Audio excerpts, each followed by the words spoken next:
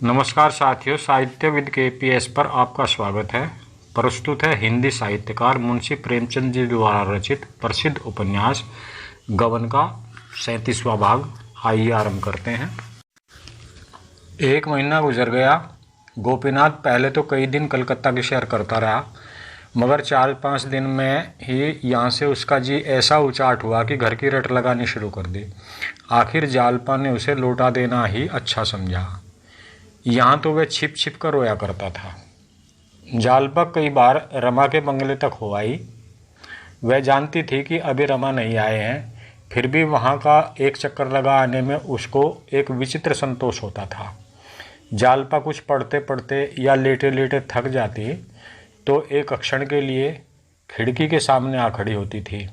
एक दिन शाम को वह खिड़की के सामने आई तो सड़क पर मोटरों की एक कतार नजर आई। कौतूहल हुआ, इतनी मोटरें कहाँ जा रही हैं? गौर से देखने लगी। 6 मोटरें थी, उनमें पुलिस के अफसर बैठे हुए थे, एक में सब सिपाही थे। आखिरी मोटर पर जब उसकी निगाह पड़ी तो मानो उसके सारे शरीर में बिजली की लहर दौड़ गई। वह ऐसी तन्मय हुई कि खिड़की के से जीने तक दौड़ी आई, मानो मोटर को रोक लेना चाहती हो। पर इसी एक पल में उसे मालूम हो गया कि मेरे नीचे उतरते उतरते मोटरें निकल जाएंगी। वह फिर खिड़की के सामने आई। रमा अब बिल्कुल सामने आ गया था। उसकी आंखें खिड़की की ओर लगी हुई थी। जालपा ने इशारे से कुछ कहना चाहा, पर संकोच ने रोक दिया। ऐसा मालूम हुआ कि रमा की मोटर कुछ धीमी हो गई है। देवी दीन की आवाज़ भी सुनाई दी। अगर मोटर रुकी नहीं, एक क्षण में वह आगे बढ़ गई, पर रमा अब भी रह रहकर खिड़की की ओर ताकता जाता था। जालपा ने जीने पर आकर कहा, दादा। देवी दीन ने सामने आकर कहा, भैया आ गए। वह क्या मोटर जा रही है? वह कहता हुआ ऊपर तक आ गया। जालपा ने उत्सुकता को संकोच से दबाते हुए कहा, तुमसे कुछ कहा? देवी दीन और क्या कहते, खाली राम राम की। मैंने कुशल पूछी, हाथ से दिलासा देते चले गए। तुमने देखा कि नहीं? जालपा ने सिर झुकाकर कहा, देखा क्यों नहीं, खिड़की पर जा खड़ी थी। उन्होंने भी तुम्हें देखा होगा, खिड़की की ओर ताकते तो थे। बहुत चकराए होंगे कि यह कौन है। कुछ मालूम हुआ मुकदमा कब पेश होगा? कल ही तो। कल ही? इतना जल्द? तब तो जो कुछ करना है आज ही करना होगा। किसी तरह मेरा खत उन्हें मिल जाता तो काम बन जाता। देवी दीन ने इस तरह ताका मानो कह रहा हो, तुम इस काम को जितना आसान समझती हो उतना आसान नहीं है। जालपा ने उनके मन का भाव ताड़ कर कहा, क्या तुम्हें संदेश है कि वे अपना बयान बदलने पर राजी हो जाएंगे?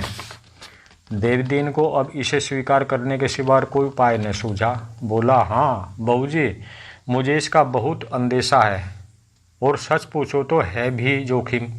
अगर वे बयान बदल भी दें तो पुलिस के पंजे से नहीं छूट सकते। वह कोई दूसरा इल्ज़ाम लगाकर उन्हें पकड़ लेगी और फिर नया मुकदमा चलावेगी। जालपा ने ऐसी नज़रों से देखा मानो वह इस बात से जरा भी नहीं डरती। फिर बोली, दादा, मैं उन्हें पुलिस के पंजे से बचाने का ठेका नहीं लेती। मैं केवल यह चाहती हूँ कि हो सके तो अपयश से उन्हें बचा लो। उनके हाथों इतने घरों की बर्बादी होते नहीं देख सकती। अगर वह सचमुच डकैतियों में शरीक होते तब भी मैं यही चाहती कि वे अंत तक अपने साथियों के साथ रहें और जो सिर पर पड़े उसे खुशी से झेलें। मैं ये कभी न पसंद करती कि वह दूसरों को दगा देकर मुखबिर बन जाएं। लेकिन यह मामला तो बिल्कुल झूठ है। मैं ये किसी तरह भी बर्दाश्त नहीं कर सकती कि वह अपने स्वार्थ के लिए झूठी गवाही दें। अगर उन्हें खुद अपना बयान न बदला तो मैं अदालत में जाकर सारा कच्चा चिट्ठा खोल दूँगी।